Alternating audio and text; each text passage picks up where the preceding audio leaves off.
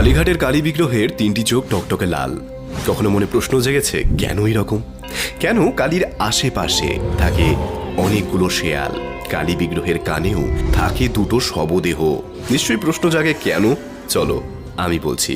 বঙ্গভূমিতে কালীর পুজো বৈদিক যুগের বহু আগে থেকে ম্লেচ্ছ পদ্ধতি দ্বারা হতো, যেখানে পশু পুষ্পার্ঘ্য ও নানাবিধ দ্রব্য উৎসর্গ করে হতো চামুণ্ডা আরাধনা। এএসআই এর রিপোর্ট অনুযায়ী বাংলার বহু জায়গায় খনন করে শুধু চামুণ্ডা মূর্তি পাওয়া গেছে, এমনকি বর্ধমানের কঙ্কালেশ্বরী মূর্তিও তার জলজ্যান্ত প্রমাণ। এরপর কাশ্মীর থেকে কালীর বিভিন্ন রূপকল্প পরিবর্তিত হতে হতে শেষে বিদ্যারাজ্ঞী, যা বর্তমানে বাংলায় আজ শিবের বুকে দাঁড়িয়ে থাকা দক্ষিণা কালী রূপে সবার সামনে পূজিত। নেপালের নেওয়ারি ভাষায় লেখা অভিধানোত্তর তন্ত্রগ্রন্থের ভলিউম 5-এ বিদ্যারাজ্ঞীর একটি বিশেষ রূপ আছে, যেখানে মহাকালী ও মহাকাল